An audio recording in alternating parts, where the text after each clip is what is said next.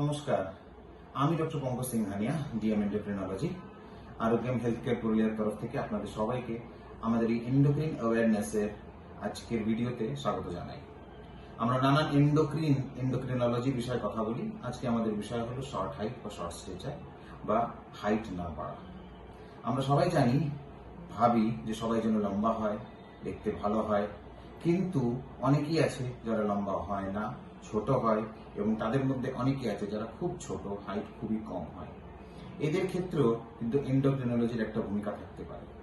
প্রথমেই বলে দিই যে প্রত্যেকটা ছোট হাইট বা অল্প হাইটের মানে কিন্তু এন্ডোক্রিন প্রবলেম নয়, এবং কিছু কিছু সমস্যার সমাধান করা যায় না।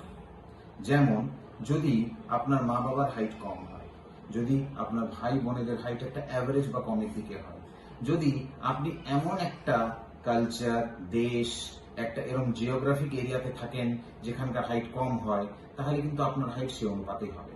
বেশি হতে পারে, একটু কম হতে পারে, কিন্তু একটা ক্যালকুলেশনের মাধ্যমে বোঝা যায় যে কতটা হওয়ার কথা এবং আপনার কতটা আছে। আমরা জানি ইউরোপ আমেরিকার লোক লম্বা হয়, উত্তর ভারতীয় লোক লম্বা হয়, পূর্ব ভারতীয় লোকের হাইট কম হয়।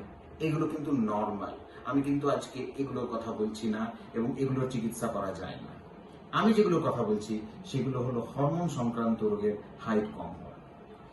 যখন বাচ্চা মায়ের গর্ভে থাকে, তখন একটা সেল থেকে শুরু করে একটা 50 সেন্টিমিটারের বাচ্চা তৈরি হয় জন্মের সময়। তারপরে ক্রমশ সে বাচ্চার হাইট বাড়ে, এবং বয়স প্রাপ্ত হওয়ার সময় তার হাইট নানান রকম হয়।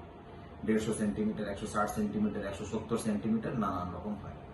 এই পুরো জার্নিতে বা এই পুরো যাত্রায় হরমোনগুলোর কিন্তু একটা ইম্পর্টেন্ট ভূমিকা আছে। কোন hormone? Thyroid hormone, growth hormone এবং সেক্স স্টেরয়েডস, যেগুলো বয়স সন্ধির সময় টেস্টোস্টেরন আর ইস্ট্রোজেন ব্লাডের মধ্যে বাড়ে। এগুলোর মধ্যে যদি কোনো রকম সমস্যা এই কোনো লেভেলে হয়, তাহলে কিন্তু হাইট কম থেকে যেতে পারে। থাইরয়েড হরমোনের বিশেষ ভূমিকা থাকে মায়ের গর্ভে এবং বাচ্চা জন্মাবার কিছুদিন পর পর্যন্ত। গ্রোথ হরমোনের বিশেষ ভূমিকা থাকে তারপরে বয়স সন্ধি পর্যন্ত, এবং সেক্স স্টেরয়েডস, টেস্টোস্টেরন এবং ইস্ট্রোজেনের ভূমিকা থাকে বয়স সন্ধি মানে 12-13 বছর বয়স থেকে শুরু করে 18-19 বছর বয়স পর্যন্ত। তাই এগুলো সমস্যার জন্য কিন্তু শর্ট হাইট বা শর্ট স্টেচার হতে পারে মা বাবার তুলনায় অনেকটাই ছোট, সোসাইটির তুলনায় অনেকটাই ছোট, এবং এগুলোতে এন্ডোক্রিন প্রবলেম খুঁজে চিকিৎসা কিন্তু করার একটা সুযোগ আছে।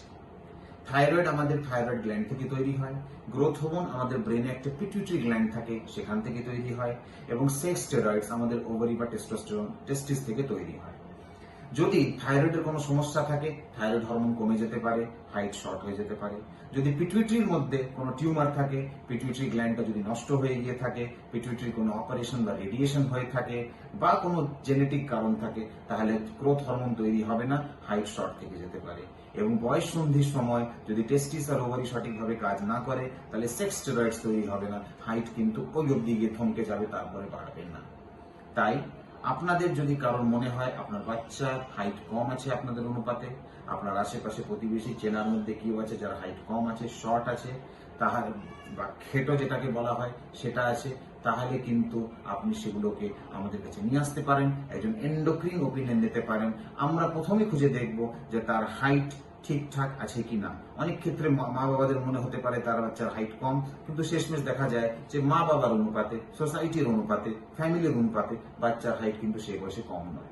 কিন্তু কিছু কিছু ক্ষেত্রে হাইট সত্যি কম থাকে, ইনভেস্টিগেশন করে দেখা যেতে পারে যে হাইট কমের কারণটা কি, এবং উপযুক্ত হরমোনের ট্যাবলেট বা ইনজেকশন দিয়ে সেটা চিকিৎসা করে কিন্তু হাইট বাড়ানো যায়। বড্ড দেরি করে যদি আসেন, 17-18 বয়স, 15-16 বছর বয়স পার হয়ে যদি আসেন, তাহলে কিন্তু হাইট বাড়ার সুযোগ কম থাকে, ততক্ষণে কিন্তু হাড়গুলো কমপ্লিট হয়ে যায়। তাই সেই ক্ষেত্রে আমরা অনেক কিছু করতে পারবো না। অল্প বয়সে এলে গোটা টাইমটা আমাদের কাছে থাকে, আমরা কিন্তু হাইটটা বাড়িয়ে দেওয়ার চেষ্টা করতে পারি। ধন্যবাদ।